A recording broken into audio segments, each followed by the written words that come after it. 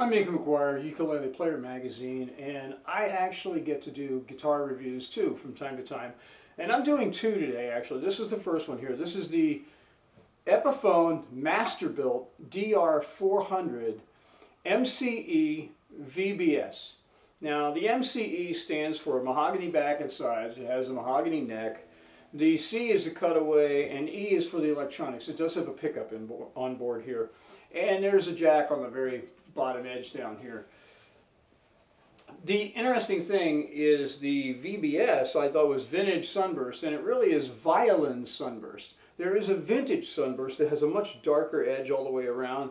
The violin sunburst looks kind of like a faded sunburst, but they also have a cherry faded sunburst. So it's kind of confusing if you don't know what you're looking for, and if you order online, make sure you're looking at either cherry, VBS is violin, and vintage is a much darker sunburst around there, more like the traditional sunburst you see on like a Les Paul or maybe one of the Fender Tellys. So don't get those confused. Now these guitar designs, the Masterbuilt series, were modeled after the 1930s heyday of acoustic guitars when Gibson and Epiphone were vying for who was king of the hill when it came to the big, booming dreadnought guitar styles. Now what's interesting is the dreadnought originally came from Martin guitar, but it was picked up by everybody really, really fast. And during the heyday, before amplifiers were really commonplace, Gibson and Epiphone had these huge, deep guitar bodies to project as much sound so the band, the guitar players, could be heard over everything else.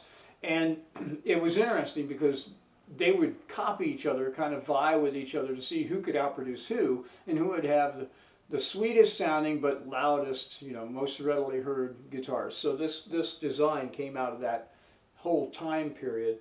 And they reintroduced these a while back. Now they are made in China in a dedicated line just to the Epiphone Masterbuilt series. So these are high quality guitars. They're all solid wood instruments.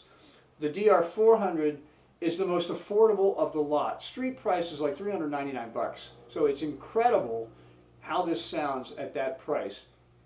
What kind of music would you play on it? This particular model is a flat picker's delight, and it's made for heavy strumming, that type of thing. The nice thing is the neck is perfect on the thing, and I really like the action right out of the hole.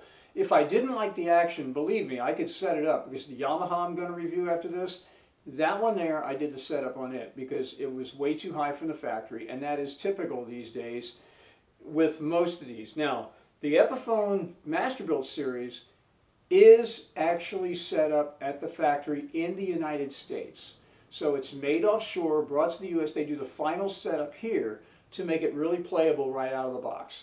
And I haven't seen too many that I would really feel uncomfortable with them and want to make changes. So this one here I haven't changed. I let it acclimate to the humidity in this house, and that's where it is at this point. And it feels great. So I'm really happy with that. The other thing about these is, of course, you always want to check and make sure that the pickups work properly across all the strings so you don't have any issues, because it's an undersaddle pickup type arrangement. On some of those pickups, I've seen them installed wrong in both guitars and ukuleles where you have dead spots. That's not the case with this. It's a perfect, flawless pickup. It's adjusted beautifully. The tone and volume controls are in the sound hole, much like the LR bags that they had in some of their early Masterbuilt series guitars, the DR500 in particular. I had a DR500 MENS, and the LR bags was on the inside. The NanoFlex system that's in this is actually a better sounding, more natural sounding pickup system than what the LR bags was. Sad to say, because LR bags is usually dynamite, but I wouldn't want to have run that one without a preamp that it went into before, or a direct box before I actually ran it right into a PA system or a recording unit. With this, it sounds perfect just like it is. I wouldn't want to change it actually. I wouldn't want to meddle with it because it is so precise. And I tried it out on an acoustic voiced amplifier. It sounded fantastic. So I'm very, very pleased with that.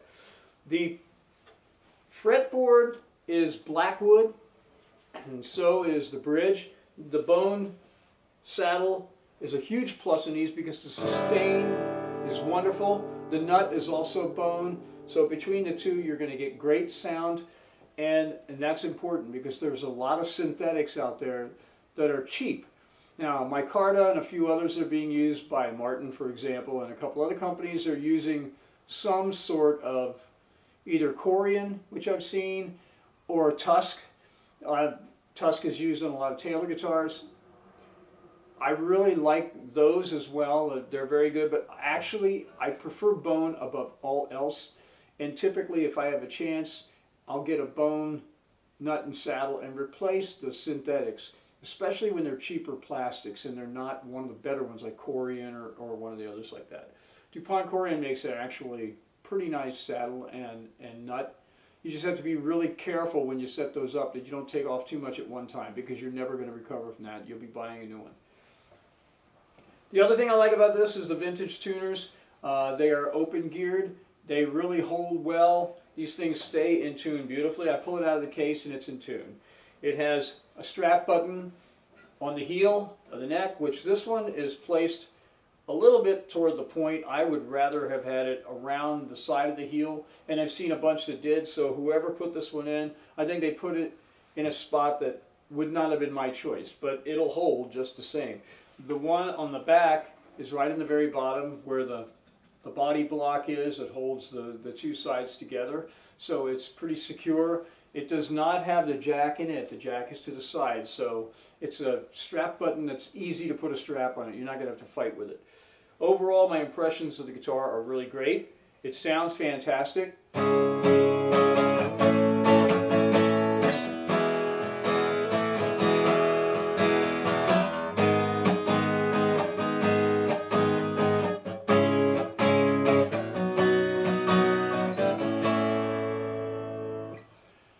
It's a strumming machine, basically. It's good for flat picking. This particular model, I would say, I wouldn't finger pick with it so much. If you're a really good finger picker, there's a model made specifically for finger picking. If you're a jazz artist, you might get away with some stuff on here.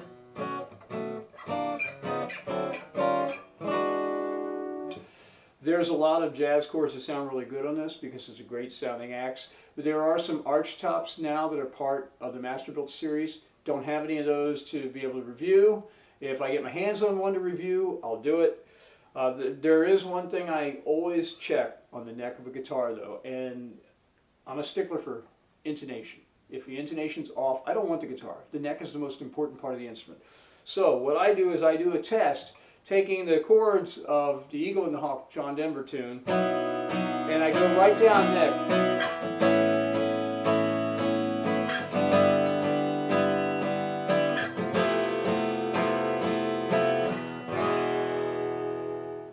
Highly recommend the guitar. This is the DR400. It is the most affordable of the Epiphone Masterbuilt series. Go out there and take a look. You very seldom find a solid wood guitar for $399 that has this level of performance. It's an incredible guitar, and it sounds like something in the $1,000 range. What a deal it really is. The DR400 Masterbuilt series from Epiphone. Highly recommend. This is a keeper. Mickey McGuire, thanks for watching.